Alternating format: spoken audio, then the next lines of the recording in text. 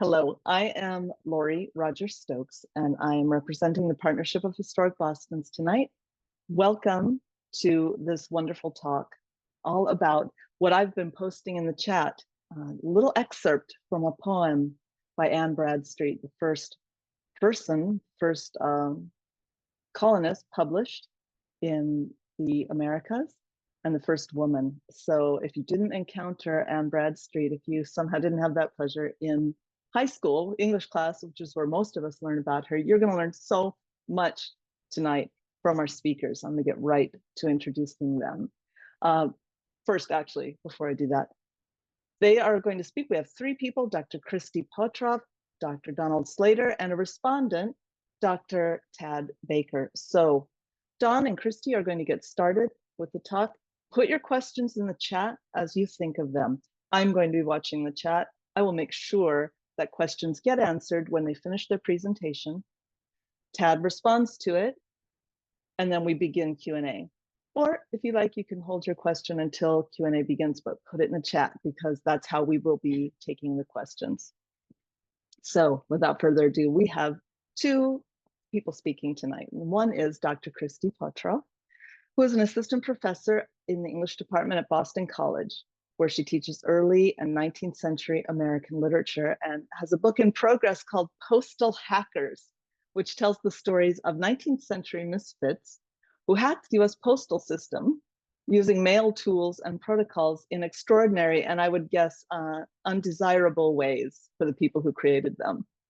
And along with archaeologist Donald Slater, she is coordinating the archaeological study of Anne Bradstreet's two North Andover homes. Last year, Christy was diagnosed with and treated for cancer, which is an event that continues to inform her thinking and living. So I'm sure it may for many people listening. Dr. Donald Slater is an archaeologist and educator in the Department of History and Social Science at Phillips Academy in Andover.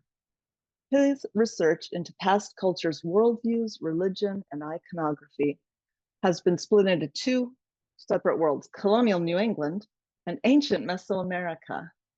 After directing the Central Yucatan Archaeological Cave Project in Mexico from 2008 to 2017, he turned his attention to local archaeology and has been studying the old burial ground and the Bradstreet site, both in North Andover. Christy and Don are going to present, and then we'll have a response from Dr. Tad Baker from the History Department at Salem State University.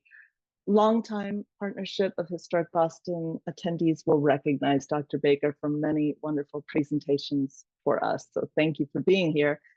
The award-winning author or co-author of 6 books on the history and archaeology of early New England, including the amazing A Storm of Witchcraft, the Salem Trials, and the American Experience. Can't recommend that enough.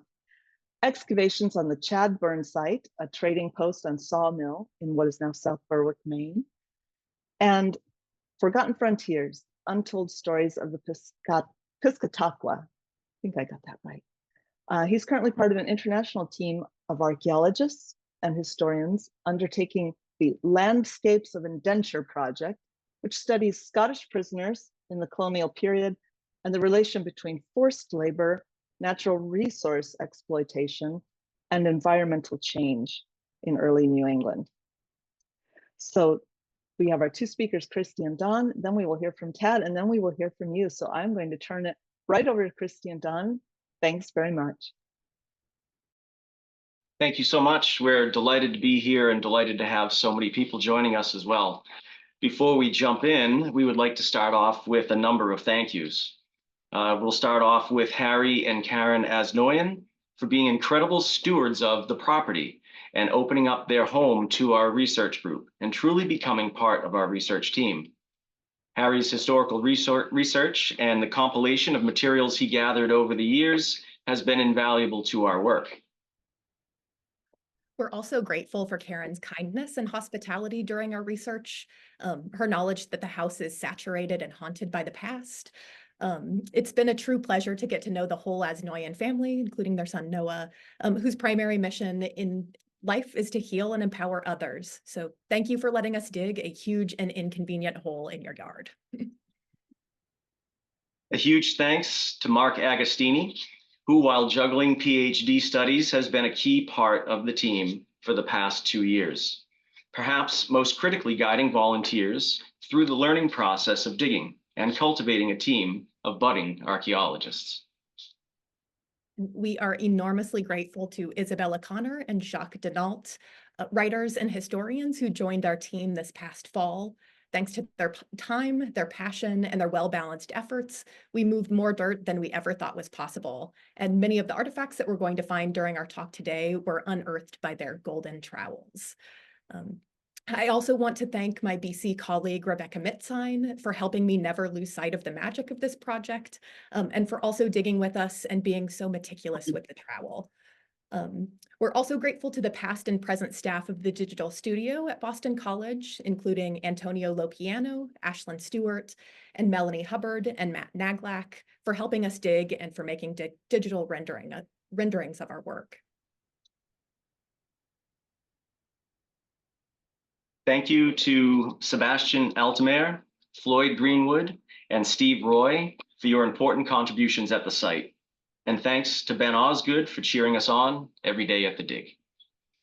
Thank you to Javier Arcid, who for even a decade after serving as my dissertation advisor, remains the most influential of mentors and friends. For Elvis Dominguez Covarrubias, for now the third time serving as the incredibly talented project artist for one of my studies. We are also grateful to the past and present staff of the North Andover Historical Society, particularly Carol Majahad, the Director Emerita, who was integral to our earliest work and our collaborations. Also, thank you to Robin Siegel, David Blavelt, and Rio Sabella for their support and collaborative spirit. Many thanks to the talented archaeologists and architectural historians that we have worked with.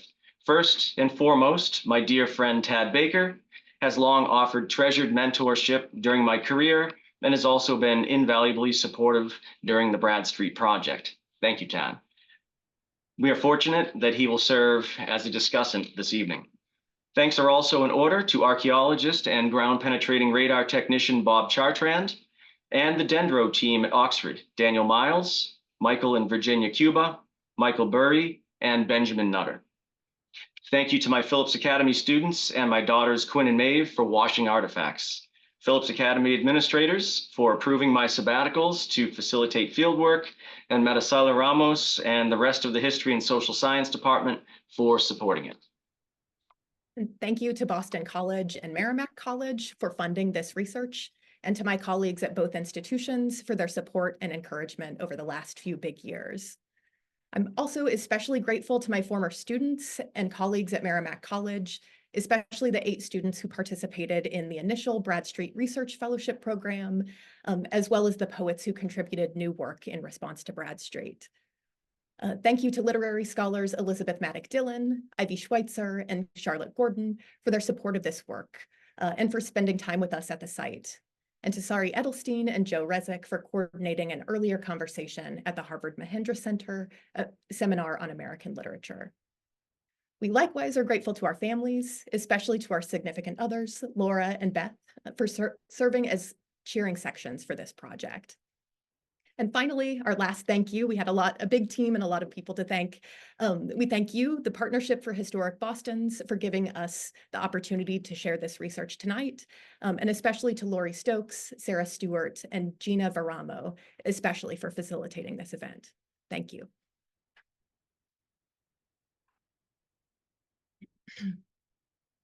Anne Dudley Bradstreet first turned to poetry during a period of serious illness when she was 19 years old, a young settler in the Massachusetts Bay Colony. Bradstreet's earliest extant poem, Upon a Fit of Sickness, Anno 1632, describes the agonies of illness in ballad meter and dramatizes her close encounter with the spiritual realm. Quote, "My race is run, my thread is spun, lo, here is fatal death," end quote. Informed by such hard-earned experiences with illness, she laments the human condition in which bodies suffer and die too soon. Quote, "O bubble blast, how long canst last, that always art a breaking? No sooner blown, but dead and gone. even as a word that's speaking, end quote. By the poem's end, however, she makes peace with life's transience and commits herself to the divine and earthly ordinances of the Puritan God. Quote, then death's arrest I shall count best, because it's thy decree, end quote. Anne Bradstreet's most powerful works draw readers close to the evocative textures of her everyday life as a woman and mother in the 17th century. In the thread of life and the burst bubble of death, Bradstreet's imagery and illusions adhere to the textures of the home and are set in line and meter to explore the most human expanse, the terrain between the flesh and the spirit. She would eventually recover from this and many other illnesses, but her propensity to write poetry during life's most difficult and arduous passages would endure until her death nearly 40 years later. Anne Bradstreet wrote most of her poems from the remote frontier settlement of Andover, now North Andover, Massachusetts, nearly 30 miles north of Boston. During these years, she lived a full life. She mothered 8 children, ruled the domestic realm, and worked to maintain community in the settlement, writing poetry all the while. Her husband, Simon, nurtured her confidence as a poet, and some of her most renowned poems speak to their passionate relationship. Poetry wasn't simply an intellectual or literary pursuit for Bradstreet, but a spiritual one, in which poems are, to quote her biographer, Charlotte Gordon, ladders to God, like prayers. Anne Bradstreet is sometimes regarded as America's first poet, which is kind of an oversimplification. Her 10th muse, Lately Sprung Up in America, or several poems compiled with great variety of wit and learning, full of delight, was the first book of poetry to be published by a North American author. Enormously far-ranging, the 10th muse dramatizes the rise and fall of long-lost empires in the poem The Four Monarchies. The Four Humors of Man theorizes emergent concepts from early modern science, and a dialogue between Old England and New poses a complex diplomatic negotiation.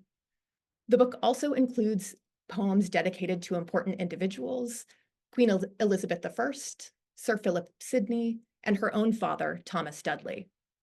The 10th muse is bold and bombastic, highly formal, yet rough-hewn. The book made Anne Bradstreet a literary celebrity during her lifetime and put her name on bestsellers lists alongside works by William Shakespeare, John Milton, and John Donne. Though Bradstreet and members of her family claim that the 10th Muse was published without her knowledge or permission by her brother-in-law John Woodbridge, literary scholars have found evidence of her active participation in the book's publication and understood this story to be a strategic fiction. She was an ambitious thinker, a bold writer, and a woman in a patriarchal society. This story provided the cover she needed to become a published poet. Read and renowned in North America and Europe, her work was ballast for the Massachusetts Bay Colony and Puritanism, as it conferred legitimacy upon the settler colonial project by proving America could produce a poet and knit together a community of readers drawn to her voice and vision. Beyond her published work, many of Bradstreet's later poems were written for family members and in response to death or trauma, such as Verses Upon the Burning of Our House, July 10th, 1666, In Memory of My Dear Grandchild, Elizabeth Bradstreet, and the poems written during her husband's extended absences.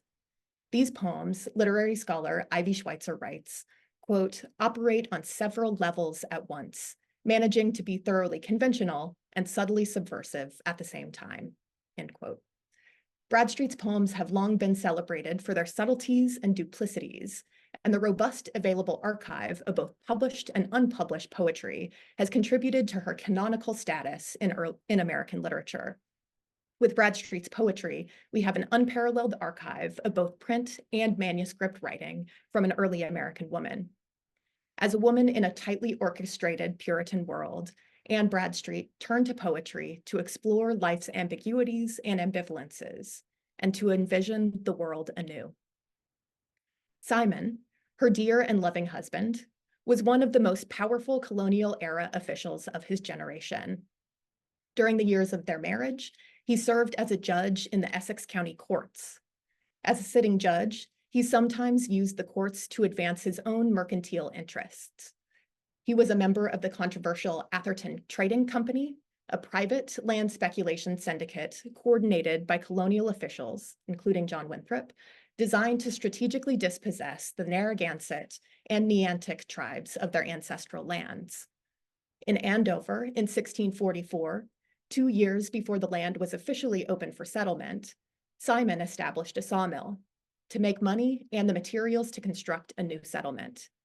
2 years later, in 1646, John Woodbridge, the same man who took Anne's book to England for publication, conducted an oral land transaction with Coochamakin, a sagamore of the Massachusetts tribe, and purportedly traded the land for £6 and a coat.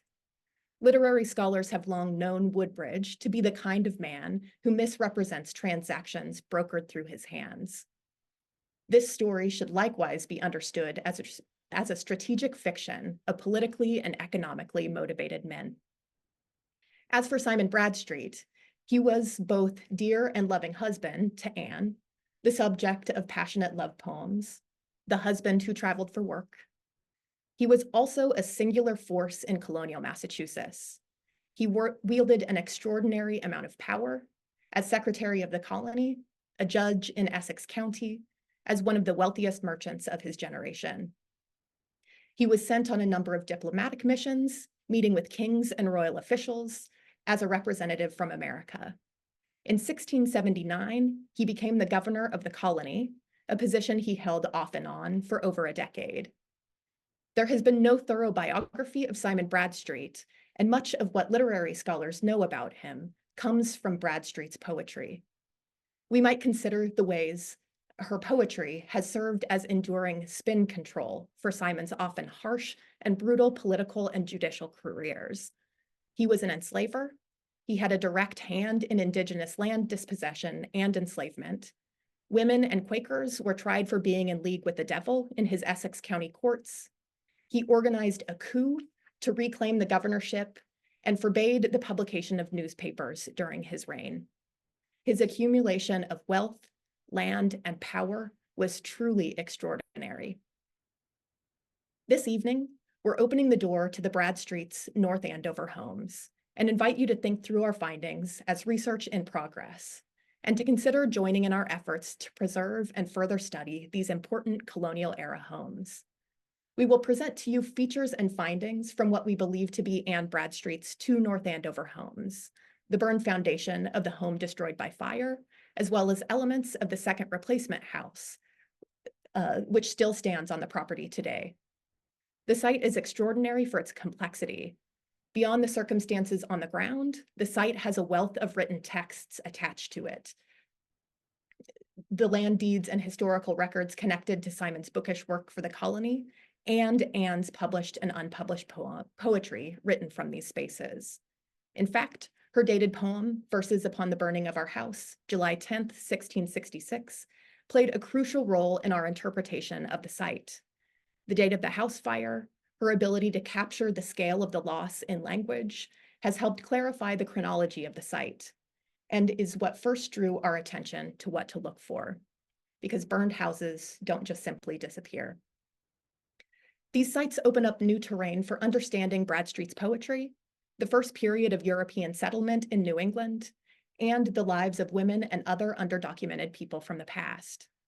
The colonial house was a space for comfort, designed to cultivate and shelter the family, a private place for sex and intimacy, as we know from Bradstreet's poetry.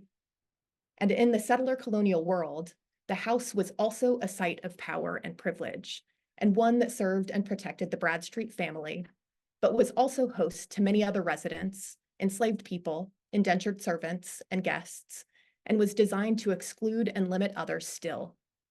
We have recovered the crucial context of the setting for Bradstreet's poetry, and from this vantage, we can better see what falls outside of the purview of her books.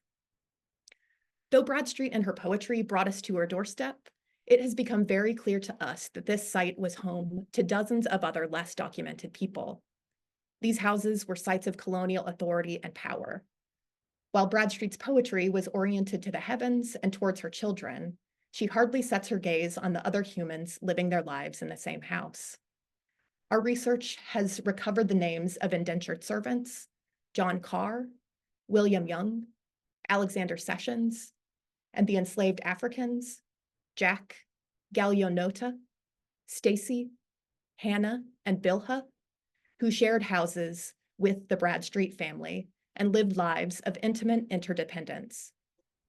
Reading the houses meticulously, with great care and imagination, brings the world of everyday 17th century colonial life into sharper focus. Here in North Andover, the history of settler colonialism, its hierarchies and violent exclusions, is so close at hand, you can reach out and touch it. We will now discuss the house and its structural features. The local communities of Andover and North Andover have long been interested in the whereabouts of the 17th century homes of Simon and Anne Bradstreet. As early as the 19th century, what is now known as the Parson Barnard House on Osgood Street in North Andover was cited as the home that the Bradstreets secured for themselves after their earlier house burned in 1666.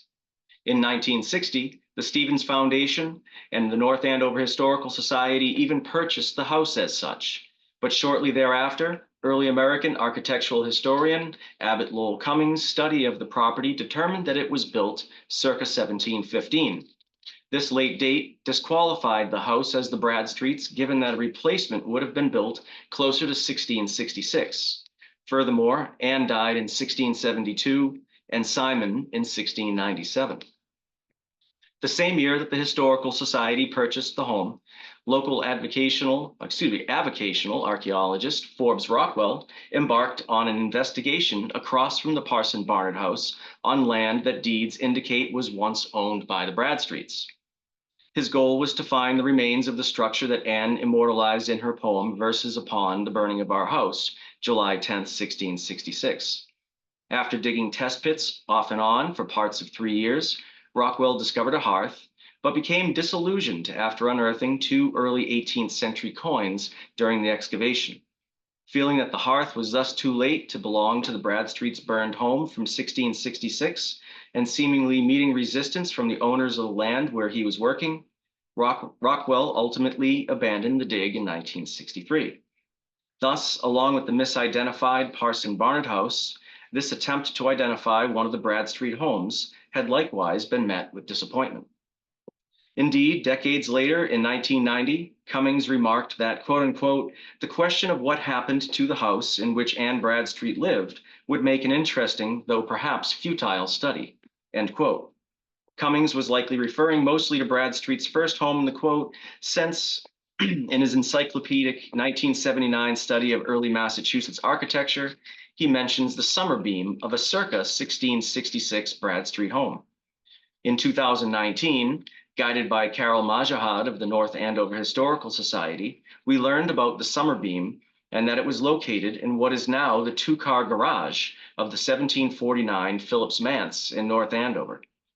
This is where our project started, with a desire to investigate this structure. Majahad then facilitated a meeting with the most gracious and accommodating current owners of the property, Harry and Karen Asnoyan. During the meeting, Harry described what he believed to be 17th century building material comprising the majority of their garage structure. We listened to descriptions of posts, beams, and other structural elements. What most caught my attention, however, was his description of a door in the garage. Harry shared the door had been covered with centuries-thick layers of paint that he recently stripped. Once completed, he claimed that a carved motif was revealed on the door. With my actively having another research project in progress, inspired by Tad Baker, that is investigating apotropaic counter-magic folk signs in New England, I quickly asked Harry if the sign he revealed was a circle with a 6-petaled rosette within. He surprisingly verified that it was in fact that shape. We had heard enough and requested a viewing of the structure at once, to which they fortunately agreed. In June of 2019, we got our first glimpse of the building. Upon entering what from the outside appears to be nothing more than a typical 2-car garage, the age of the building was quickly apparent, with its massive posts and beams, along with wide pine wall sheathing and the door that Harry described. Closer inspection revealed a variety of tantalizing features that begged further investigation of the structure to determine if it might be old enough to be the remnants of one of the Bradstreets' homes. First, the massive summer beam was finely carved to include lamb's tongue chamfering, a hallmark of 17th century Massachusetts architecture, particularly of the variety befitting a stately home such as would have been occupied by the Bradstreets. The door, as advertised, appeared to be quite early and indeed featured a daisy wheel prominently carved at its center. We will discuss the door in more detail later in the talk. Major structural elements of the garage, such as beams and girts, appear to have been moved, recycled, or refitted, since joist and stud receiving pockets are misaligned with the current orientation of the members. Lastly, some structural elements, most notably rafters, still exhibited tree bark. This final observation made a dendrochronological or tree ring dating investigation seem like a viable option.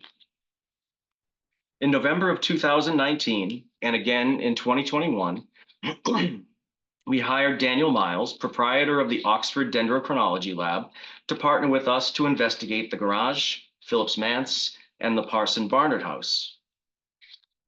In 2021, samples taken at the Parson Barnard House determined that the structure was built in 1711, which showed Cummings' earlier determination of a circa 1715 date to be remarkably accurate. As such, the Parson Barnard House can be definitively ruled out as a candidate for the identification of the Bradstreet House. Turning back to the garage, dendrochronology samples were taken in both 2019 and 21. In total, 30 samples from 19 different timbers were collected, representing a wide array of areas within the structure, including posts, beams, girts, studs, and joists. The study generated dates that determined that the last set of trees used for lumber was felled in the winter of 1667 to 68, which gives a construction date of the building of 1668 or shortly thereafter. This date is well within the range of when the Bradstreets would have sought to replace their house that burned in 1666. From the rotated orientation and rejoined nature of many of the components of the 1668 Bradstreet structure, it is clear, however, that the house has been disassembled, moved, and reassembled at its present location. Furthermore, due to the humble size of the extant structure, it is likely that it only represents a partial component of the Bradstreets' house, which would have almost certainly been of grand scale given their wealth and elite status. Both the move of the structure, as well as its partial nature, are supported by notes written circa 1850 to 1875 by William Gray Brooks during research he was conducting on his family's Phillips Manse property. Since its move, the structure has undergone further modification, much of it insensitive to its historical value, to convert it to a modern garage, although since that time, the Asnoyans' ownership, the Asnoyans have installed support structures to mitigate this earlier damage. The small size of the current structure and its 1668 date fuel two possible interpretations about the Bradstreet's post-fire replacement home. First, in June of 1667, documents show that the Bradstreets purchased another house near to the site of their home that was destroyed the previous year. If they occupied this new house in 1667, then what of the 1668 dendrochronology date? The most likely explanation is that this newly acquired home was inadequate in size and or taste for the Bradstreets, and that the 1668 dated structural elements represent some or all of an addition that was incorporated into their new home. That said, the Bradstreets often bought and sold investment real estate, so it is possible that the 1667 purchase is a red herring in terms of reconstructing the history of the Bradstreet dwelling places. If the 1667 property was merely an investment and was never, or only briefly, inhabited by the Bradstreets, then the 1668 building under study would simply represent one portion of a house that was entirely a new construction at the time. Regardless of the partial nature of the remnants of the Bradstreet's 1667-68 home, the historical value of the structure that still stands today is highly significant due to its former occupants, as well as the fact that it is one of the oldest remaining wood-framed buildings in the country. Further, the daisy wheel inscribed door of the house which is certainly of great age and may well be original, is a great rarity. So what stories live in this house? We believe this is where Anne Bradstreet spent the last years of her life, years marked by tragedy and profound grief. 3 family members died in quick succession, 2 grandchildren, Anne and Simon, as well as their mother, Mercy. In June 1669, when her 3-year-old namesake dies, Anne Bradstreet writes, quote, "With troubled heart and trembling hand I write, the heavens have changed to sorrow my delight," end quote. Only a few months later, in September 1669, the child's mother, Mrs. Mercy Bradstreet, dies at 28 from complications due to childbirth.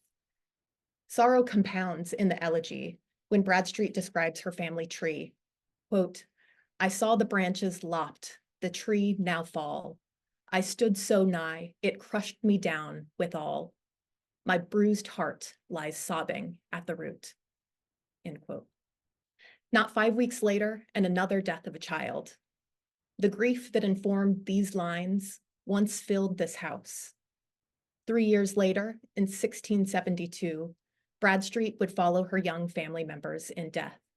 It is our hope that at times she found a measure of peace and comfort in the home, and that she found peace and ease under its eaves. After her death, her son Simon carefully searched this house for poems written in his mother's hand, found among her papers after her death. Here, Simon picked up the Andover manuscript, the book she started writing before her death to pass down her wisdom and story to her 8 children and grandchildren. The material was so important to her son Simon, he was moved to take up the pen and continue what she started. As Meredith Marie Newman writes, quote, "Simon copies in a mix of poetry and prose from various other manuscript sources, including at least one other manuscript book, none of which is extant today," end quote. Thanks to Simon Jr.'s documentary efforts in this house, we have some of Bradstreet's most powerful poems, Verses upon the Burning of Our House, Contemplations, To My Dear and Loving Husband, and For Deliverance from a Fever. Each poem in the Andover manuscript was written for and preserved by her family. This house has other stories to tell. In 1672, mere weeks after Anne's death, Thomas Robin, an indigenous man, tribe not specified in court records, was tried and prosecuted, quote, "for breaking into the house of the worshipful Mr. Simon Bradstreet," end quote. A case prosecuted in Simon Bradstreet's own Essex County Court.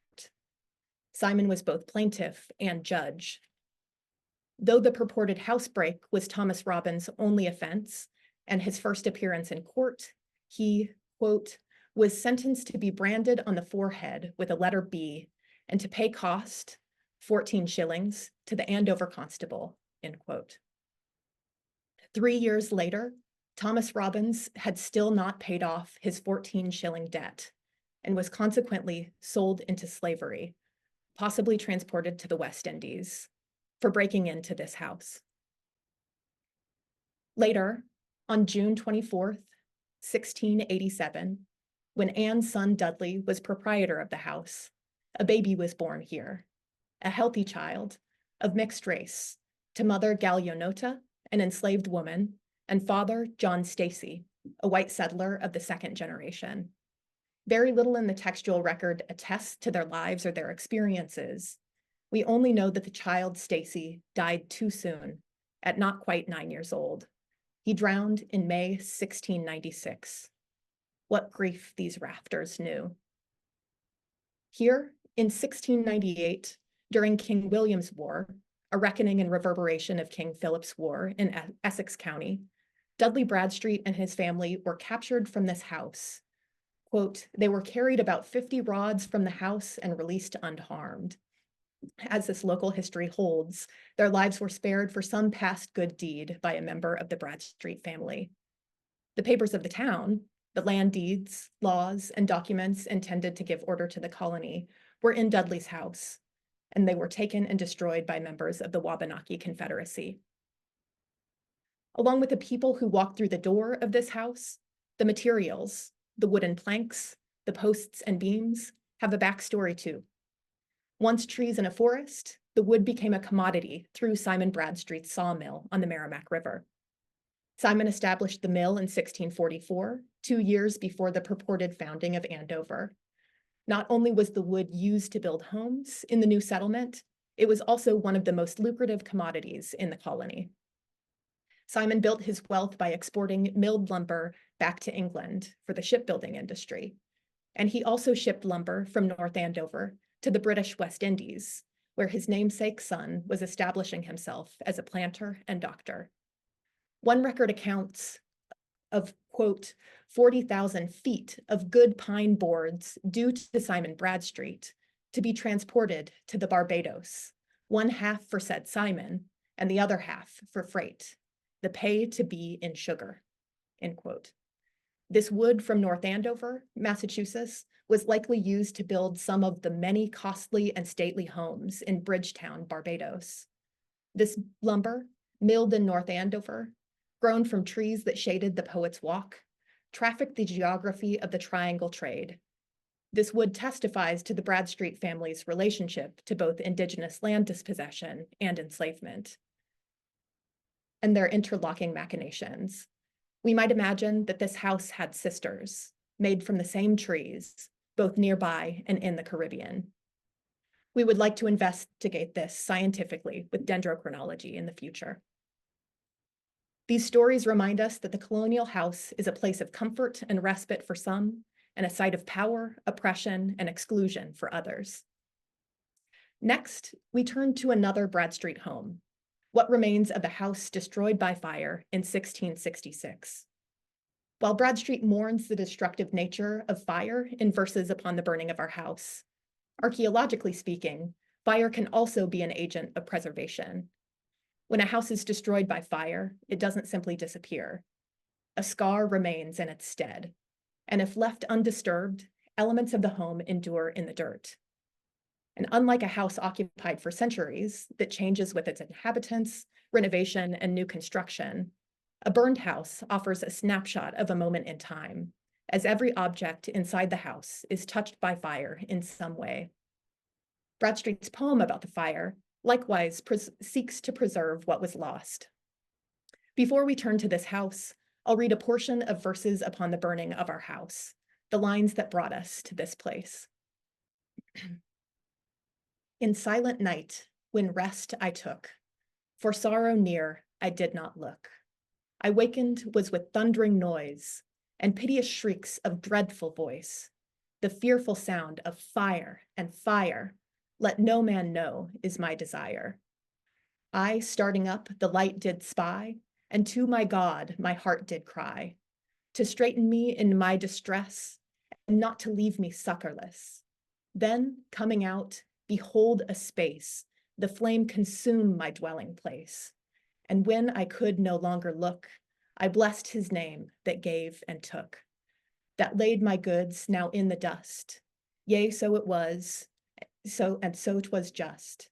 It was his own, it was not mine, far be it that I should repine. He might of all justly bereft, but yet sufficient for us left. When by the ruins oft I passed, my sorrowing eyes aside did cast, and here and there the places spy, where oft I sat and long did lie. Here stood that trunk, and there that chest, there lay the store I counted best. My pleasant things in ashes lie, and them behold no more shall I. Under thy roof no guest shall sit, nor at thy table eat a bit. No pleasant talk shall e'er be told, nor things recounted done of old. No candle e'er shall shine in thee, nor bridegroom's voice e'er heard shall be. In silence ever shalt thou lie. Adieu, adieu, all's vanity. We will now turn to the archaeological excavations. After conducting rough field survey of the current property in 2019 in search of depressed areas that could indicate a possible cellar hole of the Bradstreet's burned home, we came up empty-handed. Seeking other approaches, we then turned to records of the archaeological excavation that was carried out at the site in the 1960s by local amateur archaeologist and historian Forbes Rockwell. In several episodes from 1960 to 1963, Rockwell excavated 19 test pits of various shapes and sizes that often were backfilled on the same day they were dug. During the course of the excavation, Rockwell and his team, with occasional assistance from more experienced avocational archaeologist Roland Robbins, uncovered an array of artifacts and features that gripped their interest and kept the project's momentum going. Most notably, the team exposed a portion of what they believed to be a hearth, which confirmed that they had found the remnants of an early dwelling. Rockwell was troubled, however, when he discovered two coins, one dated 1700 and another 1724, atop the hearth. As he professed in a letter to Roland Robbins on August 8, 1963, his quote-unquote interest dropped very sharply with the finding of the two coins, quote-unquote, lamenting that, quote, these are hard to explain in a house that theoretically burned in 1666, end quote. 2 weeks later, Robbins responded by opening his letter with tish tish, admonishing Rockwell for letting two 18th century coins derail what Robbins saw as a site with otherwise ample evidence dating it to the 17th century. Further test pits were then dug in the remaining days of August of 1963, but between Rockwell's waning interest in the site and challenges with continuing to obtain permission from the property owners, the excavation was soon abandoned. As we now believe, it seems that Rockwell made a methodological and interpretive error. He did not take into account bioturbation.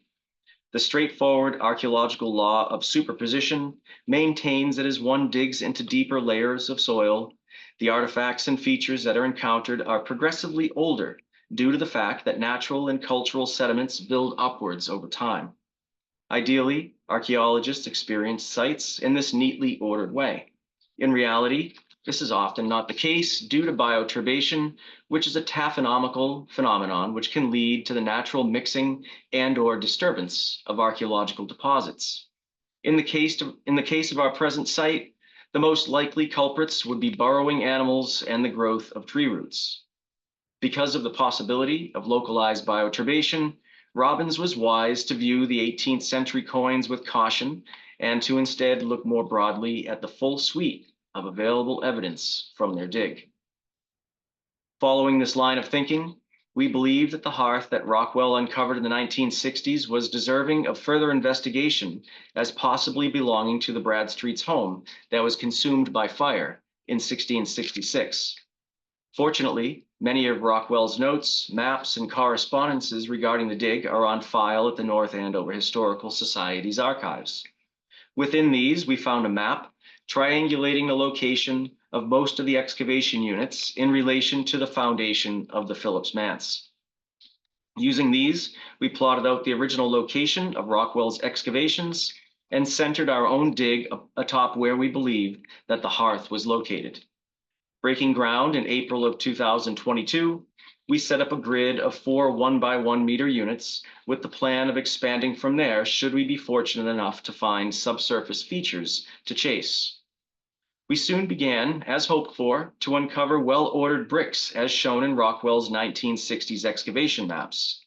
Expanding the dig to follow the bricks, as well as associated stones, we concluded the season in June 2022, having uncovered the entirety of not only a brick hearth, but the surrounding foundational stones for a chimney stack.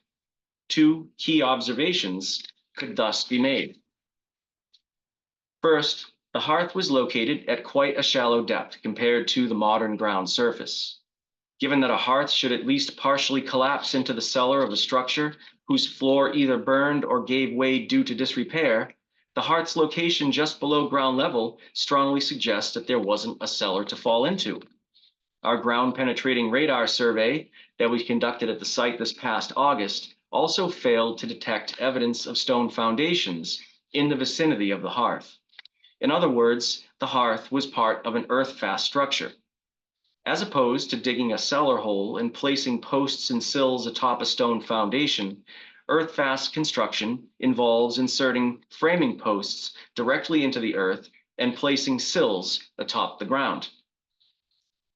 This type of construction was a common approach to erecting post-medieval architecture in both England and New England, with the greatest evidence of such in the early to mid-17th century, with earth-fast construction waning in popularity towards 1700. Thus, the fact that the hearth we are excavating is from an earth-fast structure neatly corresponds with the chronology of the Bradstreets' home that would have likely been built after 1646 and before 1666. This interpretation is supported in the archaeological record by numerous comparative examples that exist for contemporaneously dated earth-fast structures in Massachusetts, including the Miles Standish House in Duxbury, the Nickerson home site in Chatham, the Great House in Charlestown, and the Chadbourne site in South Berwick, then Massachusetts, now Maine. Secondly, the orientation of the hearth also began to open a conversation about the possible layout or shape of the house and its overall alignment on the landscape. First period houses in mid-17th century Massachusetts most often took two general forms. The first, and by far most common, was the center chimney hall and parlor layout as shown on screen. At times, the biography of such houses began with an end chimney layout serving just one room up and down, but often a second side was later constructed to complete the center chimney, hall, and parlor footprint. The popularity of this layout is most simply attributed to the fact that it resembles houses found in and around East Anglia, England, the region where the majority of the first wave of immigrants who landed in Massachusetts originated. Less commonly, those hailing from the western part of England seem to prefer replicating the appropriately named one-room wide longhouse form that was more traditionally constructed in that region. Given that Simon Bradstreet migrated from Lincolnshire and Anne from Northamptonshire, both counties bordering on or sometimes included in East Anglia, it is unlikely that they would have chosen to construct a longhouse. Given the Bradstreets' immense wealth, both their first and second homes would likely have been substantial and perhaps would have exceeded the size of other still extant grandiose homes from the time period, such as the Judge Corwin, aka Witch House in Salem, the Saugus Iron Works House, or the Whipple House in Ipswich. It may have been more akin to one of, if not the largest extant 17th century home in New England, the House of Seven Gables in Salem, or luxurious compounds lost to the ages that are known today only through archaeology and their description in probate inventories. Although the early 19th century reconstruction drawing of Simon Bradstreet's other home, no longer standing in Salem, is hypothetical, if it is even somewhat accurate, the house would have been immense and highly ornate. In terms of the home's orientation and further considering form, evidence available from our current excavation leaves open several possibilities, including a quintessential self-facing center chimney hall and parlor with or without rear summer kitchen, or an east-facing towards the nearby first meeting house center chimney hall and parlor plan. A less common layout is also possible, such as that seen at the Great House in Charlestown, which shares the general layout of a more common Massachusetts center chimney hall and parlor home, but instead features chimneys at both ends of a large structure, each with unidirectional hearths facing into the house. More excavation is necessary to address this key part of our inquiry, and our minds remain open to a variety of possible interpretations. Perhaps the key line of inquiry of our excavation has been to find evidence to support or refute the case that we are in fact dealing with the Bradstreet house that went up in flames in 1666. Unsurprisingly, the prime evidence we are seeking is a material signature of burning. Until this October, such clues have remained frustratingly elusive.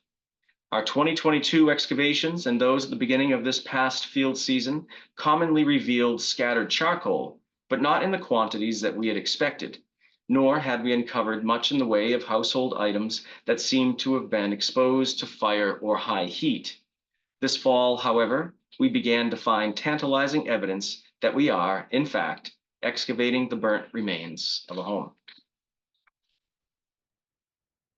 Another point of frustration that had dogged our early investigations had been trying to locate the materials from Rockwell and that Rockwell and his team excavated in the 1960s.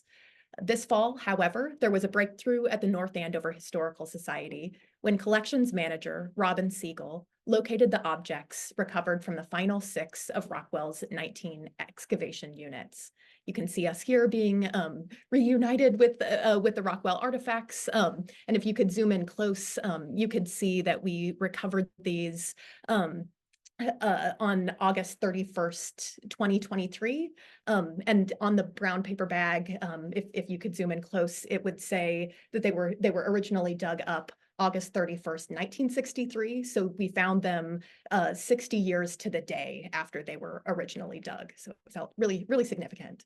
And after a preliminary sort of the material, 2 suites of artifacts stood out to us as the first solid evidence of burning at the site. The first was a bag of charcoal that greatly exceeded anything we had yet excavated, both in terms of size of fragments and their overall quantity. Secondly, we found a golf ball sized blob of molten lead, as well as melted, twisted window leads, along with ample broken glass. Not only did these show evidence of having been exposed to fire, but leaded casement windows are also a hallmark of post-medieval houses, such as the one the Bradstreets would have inhabited. Shortly after these finds at the Historical Society, our dig began to also reveal abundant evidence of burning. This has been most prevalent at excavation depths that would have been just below the house's floor level, which, given earth-fast construction, should represent the lowest place that burnt materials could have fallen during a fire. Indeed, we exposed large masses of charred wood, consistent with construction timbers and/or planks in several areas on both sides of the hearth. We were able to remove 2 pieces intact, the largest of which was stabilized along with its surrounding matrix using a plaster jacket. A melted cluster of lead and tacks was recovered towards the east end of our excavations. To the other side of the hearth, we found a highly ornamental metal object amidst a great deal of burnt material. That is almost certainly either a book hinge or a hinge from a small piece of furniture, such as a Bible box.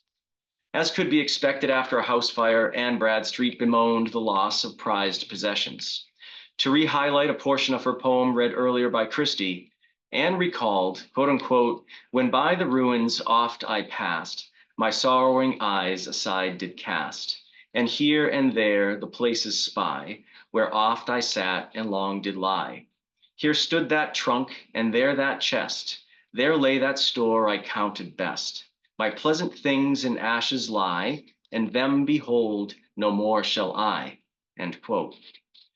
With convincing evidence of mass burning appearing at the site, we have become confident that we are excavating the Bradstreets' home and are recovering the remnants of the lost treasures that Anne lamented.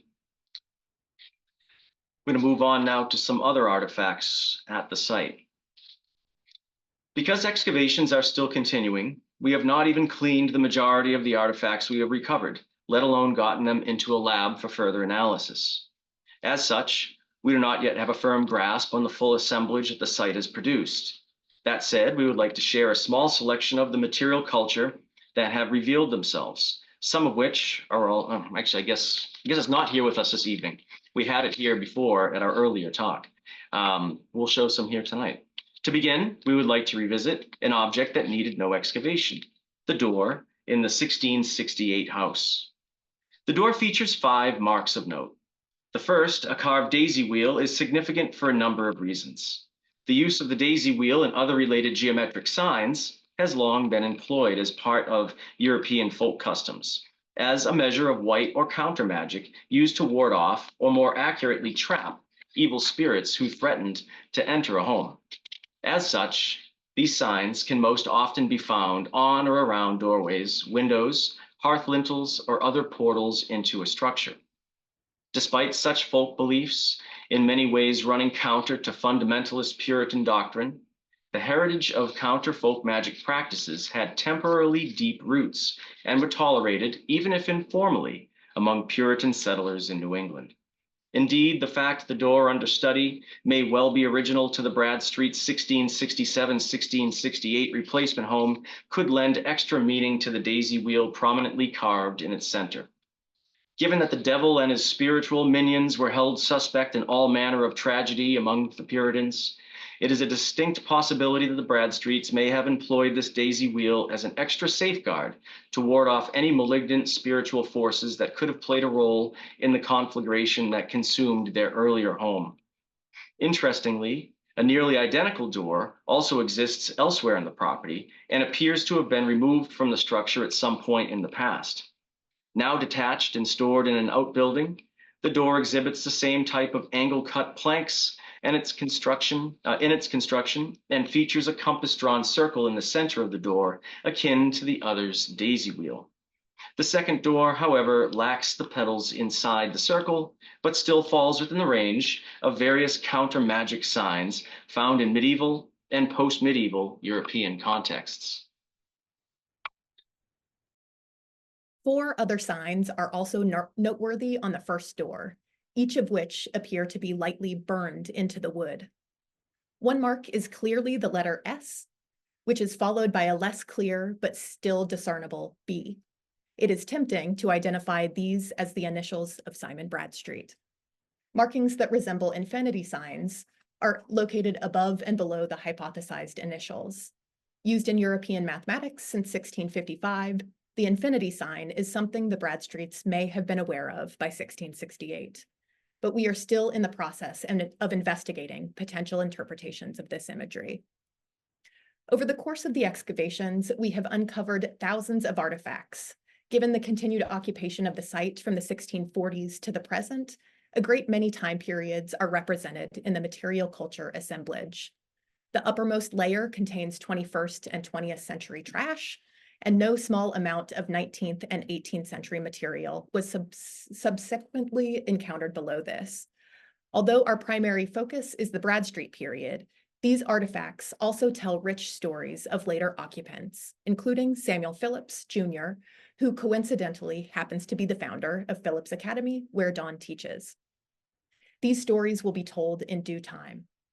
Although more research needs to be conducted on the earlier materials we have recovered, domestic items that may well have figured into daily life for the Bradstreets and their indentured and enslaved servants are beginning to emerge. I'm going to talk now about the hearth as a gathering place.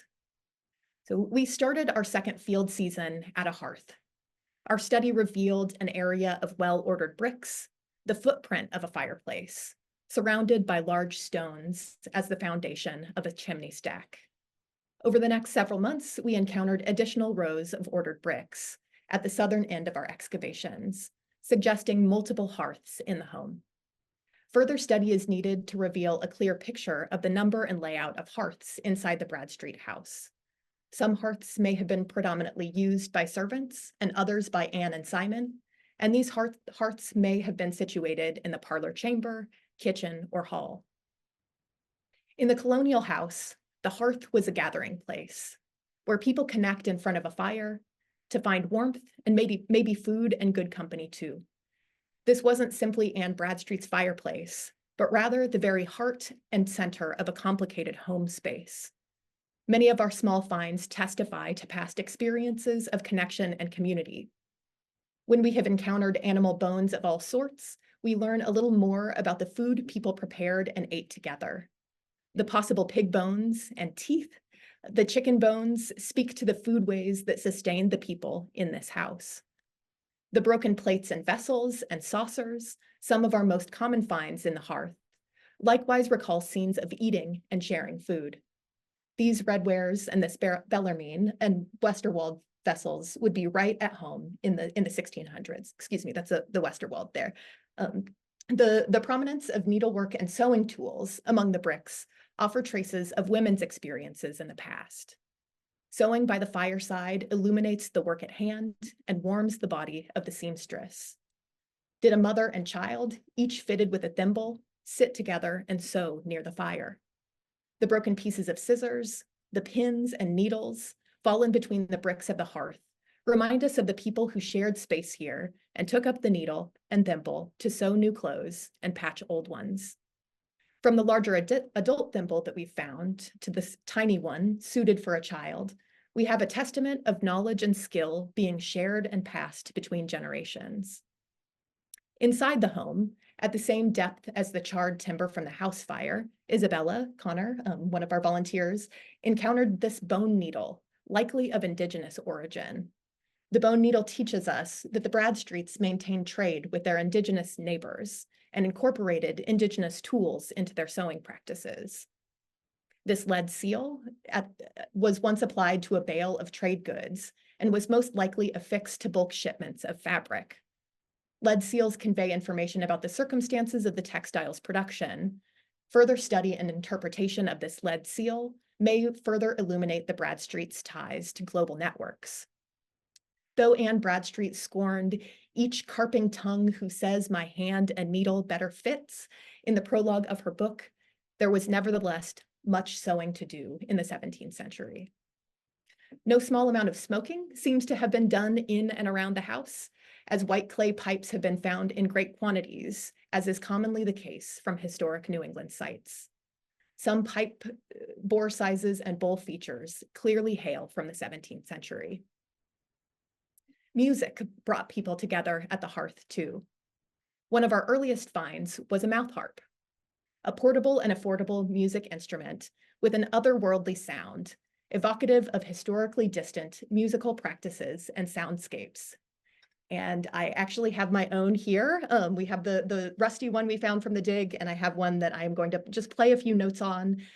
It's an instrument I think we're not very familiar with today, but I love imagining this in Anne Bradstreet's soundscape.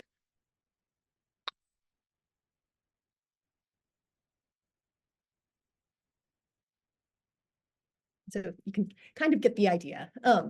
So we also unearthed an 18th century sleigh bell, a delightful find that calls to mind Christmas and holiday music. In fact, one of the house's previous residents, Phillips Brooks, wrote "O Little Town of Bethlehem" from the main house on the property. For centuries, people drank, smoked, and sang in front of these bricks. For us, our whole team, the hearth has rekindled its purpose as a gathering place. We've shared stories and food. We have connected outside with our hands in the dirt to make sense of our shared past. Something burned here, and every day our team kneels upon the dirt and ashes to learn from it. Not all the stories passing through the Bradstreets' homes are easy to tell. They are as complex and as deeply rooted as a site we are studying. We still have much more to learn, more to dig, artifacts to analyze and study, to give a full account of the houses and their 17th century residents. But we have outgrown the simple stories of the earliest settlers of New England, of Plymouth Rock and the first Thanksgiving, and this home opens the door to a multitude of complex stories at the very roots of American culture. It is our work to find the language fit for such complexity and to tell the truth about the past. Okay, we will conclude with future work. At the conclusion of the fall field season, we began chasing a ground-penetrating radar signal that might indicate a subsurface disturbance consistent with a small storage cellar feature.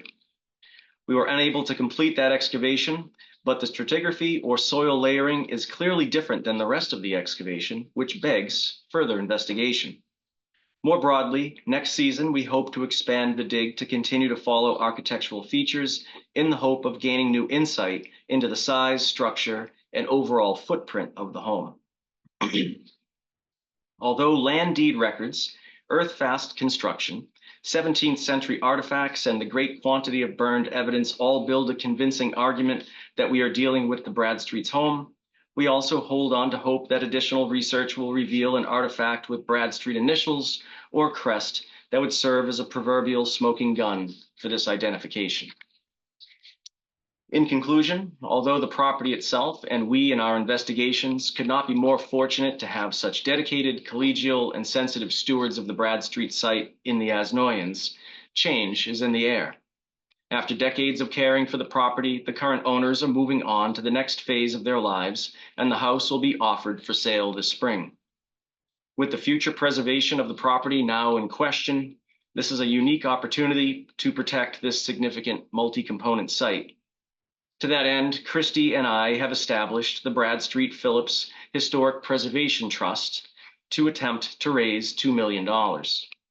Most importantly, these funds would be used to acquire the property, continue research, restore some components of the 1667-68 structure, and to preserve the site for future generations. Beyond this, we also have plans to establish the Phillips Manse as a center for the study of early New England that will host a steady stream of scholars and writers in residence. Christy and I would be delighted to discuss the trust or any other components of our work with you further. Thank you so much for joining us virtually this evening. It has been a delight to share our work. Thank you. Oh, bravo. Well said, Don and Christy. And my congratulations to you both. As I've told you, but I want to make clear to everybody, this discovery is one of the most important and exciting archaeological discoveries in New England that I can think of. It is really an amazing thing. And, you know, just the simple fact of finding a house from the 1640s that's been really well preserved is a rarity. Yes, I know the Great Migration, 20,000 people came to Massachusetts, so there were quite a few homes here at one time. But if you think about where they're located, most of those are places that have been lived in pretty intensively ever since. Look at that area inside Route 128 and try to think of a place where you could find an intact 17th century archaeology site, and they're not that common. So this is kind of a really amazing opportunity in its own right. But there's so many other reasons, as I think you all know, why this is important. Not the least of which is the fact that this site was quickly destroyed in a disaster in a fire in 1666. And the fact that it stood for barely 20 years and appears to be a very well-sealed and well-preserved site makes it very potentially important, what we archaeologists call a time capsule, right? A rare opportunity to learn the lives of the people who were amongst the first people to come over in that Great Migration to New England in the 1630s and 1640s. And of course, the location of the site is fascinating as well, as it was perhaps the first or one of the first homes built in the new township of Andover, which is now divided into, of course, Andover, North Andover. Now, at the time, this was the absolute edge of the frontier of English settlement. And of course, as you've heard, this really made it a place of cultural diversity and interaction, which makes it really, in many ways, a really important and interesting site to study. And as if a well-preserved mid-17th century Massachusetts homestead and trading post wasn't exciting enough, well, as the home of Anne Bradstreet, this place marks the birthplace of American poetry and has national and even international significance. If you think about it, Anne and Simon Bradstreet were truly one of America's first power couples. As Christy suggests, Simon was perhaps not the nicest chap, at least as a judge and official. I know that Anne had other thoughts about him, but you know, it's interesting because I first ran across Simon as a member of the three-member commission who came to Maine in 1651 and 1652 under orders from the General Court, delegations to basically inform Kittery and Massachusetts that they are going to become a part of Massachusetts and become under Massachusetts authority. They were rather reluctant to do this and actually resisted in 1651 and only kind of unwillingly agreed to do so the next year when Simon and his cohorts returned to York and threatened the local residents with the Essex County Cavalry if they did not sign saying they were thrilled to become part of Massachusetts Bay, an event Charles Banks has called the usurpation of York. I have to mention that I am coming to you tonight from my dining room in York, Maine. Yeah, maybe not the nicest politician judge, right? But that doesn't, matter of fact, some reasons maybe make the site all the more important because who these people were. And while archaeology has confirmed that this is the house that burned in 1666, the discoveries so far are just the tip of the iceberg. My guess is that we're looking at least just two hearths of many in what was likely a large rambling house, far more grand, as Donnie may have suggested, than the standard hall and parlor house that we associate with early Massachusetts housing. The Bradstreet were, after all, the 1%, right? And we know that when the house burned with its contents, the loss was estimated at the time at somewhere between 800 and 900 pounds sterling. Now, this is at a time when the average homeowner in Massachusetts had an entire estate, his house, land, cattle, movable goods, worth maybe 150, 200 pounds, right? So this is people, even in just their house, was worth 5, 6 times that. In other words, this would have been considered a multi-million-dollar loss by today's standards if you were losing this house and its contents. And I'll give you just one example of the artifacts so far that reveal that kind of level of wealth, and that's the silver thimble. I only know of 4 other surviving silver thimbles from 17th century New England, 3 in Rhode Island and 1 from Pemaquid, Maine. So I think this may be the first from Massachusetts. Most thimbles, utilitarian things that they are made out of brass or copper alloy. Silver items were really exceedingly rare in early New England. So in fact, you know, I like to think that this was probably Anne Bradstreet's own thimble, right? That she would have owned and used. And to me, that's just an amazingly evocative and powerful find, right? That you're kind of reaching back right to Anne Bradstreet when she was sitting by her fireplace using it, as Christy suggested. Now, I've excavated lots of 17th century homes, and yeah, most of them, in fact, did burn. And in fact, I've remarked more than once that in an age before insurance, such a loss was a tremendous tragedy for the home's occupants. Could have potentially wiped them out. But that in fact, that tragedy is the archaeologist's good fortune today, because we have this amazing time capsule to excavate. And of course, this is however, this is kind of unique, isn't it? Because this is the only early American house fire that is the subject of a poem, a very famous poem, again, that many of us first learned in high school. A poem that took on really new meaning for me when I visited the site and was seeing the burnt remains of the Bradstreet's home. Feeling Anne's grief in that poem over the family's loss, while seeing the site under excavation itself, has really made a lasting impression on me. And really, I feel that this site is a very, very precious gift to all of us. Now, I could go on, but I know you have questions. So let me just close by saying that I really think this is a once in a generation discovery and opportunity to explore a remarkable find. And I urge you to spread the word about this important find, and also the establishment of the Bradstreet Phillips Preservation Trust with the goal of trying to preserve the property and set up a center for the discovery, for the study of early New England. And hopefully too, we can all go out and visit the site sometime soon, gang, right? Once mud season's over. All right, I've said more than enough. Thanks a lot. And again, congratulations, folks. Well done. Thank you, Tad, for that response. There is so much to go over, and we want to make the most of our Q&A time. I'm going to start with, it's the question that was just posted, but don't think that means I'm not seeing the ones that came before it. Someone asks, is it likely that many of the bricks and stones were reused and therefore were gone or removed from the site? And this kind of dovetails into a question that I have had as I've been listening. When you have such an enormous house belonging to important people who leave progeny, how does it just disappear?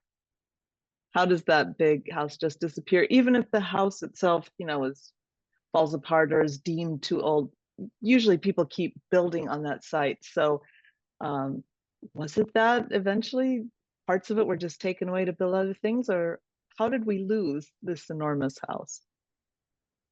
So there's a few things I'd love to mention here. So first off, in Anne's poem, she distinctly talks about walking by the ruins of the house. So clearly, for some time, the house was at least partially there, a very visible sign of what once was. At some point in the future, who knows when, some of the remnants were they certainly were removed, right? So the burnt beams and timbers and whatever remained was removed. And eventually, as we got to the site not too long ago, it literally just looked like someone's lawn. To address the question about perhaps the bricks specifically, I'm going to share the screen one more time here. And if we look here, in the very center, you can see a north arrow. So it's pointing towards the top of the screen. So on the south side, you can see there are not quite as many bricks. Can folks see an arrow moving on the screen, or can we not see that? Yes, we can see it. Okay, great. All right, so right now I'm circling the well-preserved hearth, and you can see the foundation of the chimney stack here in likely pieces of granite. And then up in this section, we can see some relatively well-ordered bricks, especially this line here, this line here. We have more well-ordered bricks. Then we have this vacant section that Forbes Rockwell likely blasted through in the 1960s during his excavation. But if you look down in the southern section here, you can see some well-ordered bricks, but then they kind of terminate. You have another one here that suggests, though I'm not entirely convinced yet, that this line could have gone that way. But one way or the other, we have some well-ordered bricks and some areas where they're simply just, they aren't there. Some of these stones could suggest a support foundation for a hearth, and this area could have been a place where bricks were robbed, potentially even to build the chimneys for the 1749 manse. So right now it's not entirely clear, but it certainly is within the realm of possibility and would not be unheard of that these sections here were other hearths and could have been robbed. And And to go back to, oh, go ahead. I'm sorry. Lori, I was going to respond to your question. In fact, you know, how does a house just disappear? How do we lose track of it? And I think one of the events that was really significant about kind of the difficulty of pinning down the particular Bradstreet house is that event during King William's War, in which the papers from the colony that were actually taken from the second home were then destroyed and burned by members of the Wabanaki Confederacy. So that included a lot of the land deeds and the original records that would have verified, you know, kind of the timeline and the occupancy of the site. So as a battle tactic, it worked to destabilize some of the questions of ownership in the settlement that, you know, in that moment, but into the present, it means that there's kind of a hole in the archive at that moment that we're you know, kind of studying at this moment. But we're also finding that there are other records that kind of bear traces that we can kind of bring in constellation to kind of better understand what was going on in the 17th century on this site. Okay, thank you. Christine asks, what are the dimensions roughly of the footprint at the site? I think you've got multiple areas, or is it just that hearth area that you're digging out right now? I think it's, what do you have now and what do you expect perhaps? Sure, I'll share the screen again here for a second. So what you see here on screen is the extent of what we've excavated thus far. Each one of these blocks that should be clearly evident here is 1 meter. So that's about 3¼ feet roughly. So 1, 2, 3, 4, 5, 6, 7 times 3 and some change. So we're, you know, a little over 20 feet in that direction. And then we have 5 going this way here. So 16, almost 17 feet in that direction. So, you know, clearly given the size that the house originally would have been, we're only looking at a very small portion of the footprint of the original home. We plan to continue to expand this outwards, probably in every direction.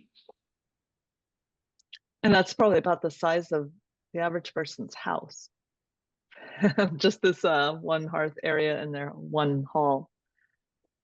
Someone is asking, I put up the emails if people haven't looked in the chat for Don and Christy, and if you have questions about any part of this or you want to be involved in contributing, please contact them. Someone did ask what your sources of funding are, along with, you know, can individuals contribute to the work?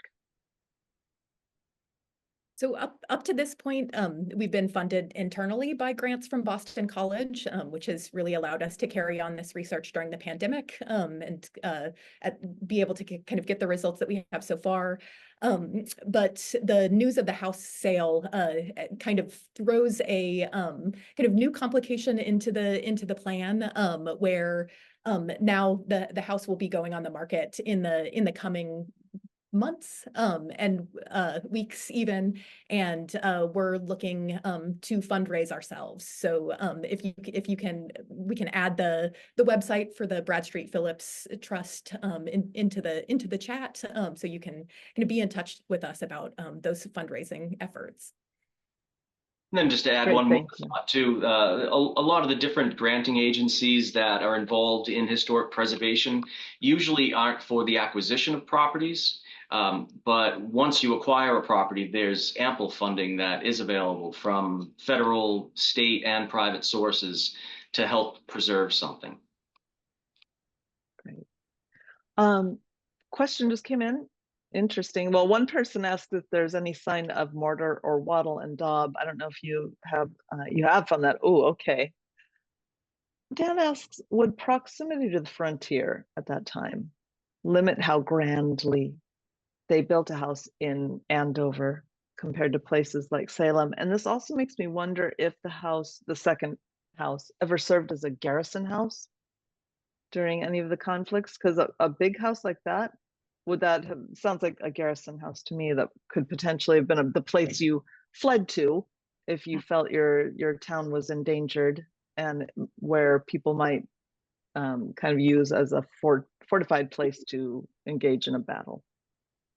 I think certainly, just to quickly answer the kind of the daub and the mortar question, yes, there was definitely some of both in the general area around the main hearth that we found. So certainly. And then I'm not sure, Christy, in some of your research, if you've seen a mention of Garrison House at all. I haven't. I know I haven't seen anything to that effect.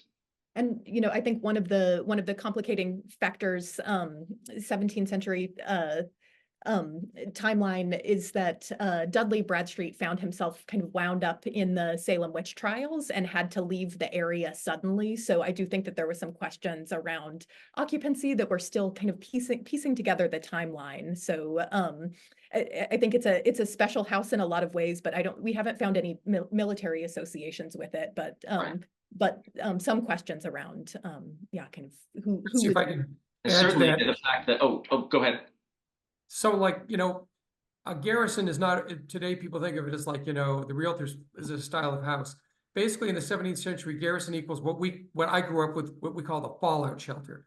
Large, centrally located place you go when things go really bad, right?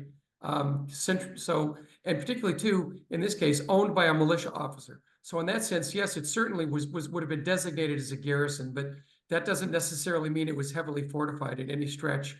But it meant as a place where the neighborhood knew you go to defend yourselves if need be. And as far as the grandeur of the place, I've seen places far more remote that are like the Chadbourne site, really at the edge of nowhere and on the main frontier, that was spectacularly grand, that had built in the 1660s with plastered walls and fancy brick chimneys and all kinds of stuff. So I have no doubt that that the Bradstreets had the wherewithal in Andover to build. As a matter of fact, to some degrees, you want to build that, because part of the job here is telling people that, yes, we are the 1% and you are not. So our house looks like that sort of part. Yeah.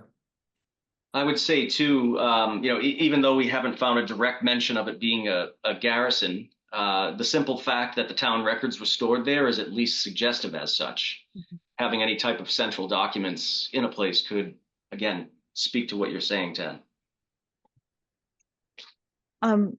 Getting into some of our final questions. You mentioned finding a lot of pipes. Someone asks, are there any theories about what caused the fires? And I think smoking has got to be right up there. Yeah, I think we're going into the question of the fire with an entirely open mind. I think a lot of the information that we're learning about the Bradstreets is giving us new terrain to interpret it, as an accident or potentially, kind of something else. It's a family who was entangled with a lot of a family who kind of had a lot of enemies in some ways. So I think that we're kind of going in with an open mind, but the archival record is very thin. There's one record, John Elliott's journal. He mentions that it was the fire was caused by a careless maid, but there are no other records that verify that anywhere. There's no court case with a maid, even for unintentionally setting a fire. So I think we have more questions than answers around it, but it's a compelling scene to be studying. A question about Anne in the house. We know that it was big and they were wealthy, and that our minds may go to the idea that she might have had a room like Increase Mather or any other person where she wrote and studied. But knowing what we know about the lives of women at that time and how many times during a day the women who are around you were in and out of the house, and you were in and out of their houses, and you had servants and enslaved people living in, and knowing as much as we know about Anne Bradstreet, do you think she wrote in a special little room all alone somewhere, or do you think that it might have happened right around that hearth?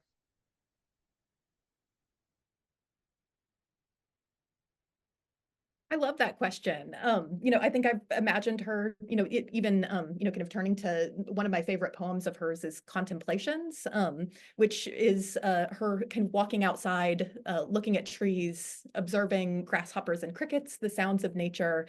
So I imagine her kind of as a poet on foot, someone who maybe was walking around the house, walking, outside, and that's, kind of the site of authorship. But I think I still I want to learn the footprint of the house so we know how many rooms, because I think we'll have, at least more information for what that space would have looked like. And I think given her status as an author, it's really, really compelling, a room of her own. So yeah, Donnie, I don't know if you have thoughts. We haven't talked about this question. If there might have been a space in the colonial house that was especially conducive for writing.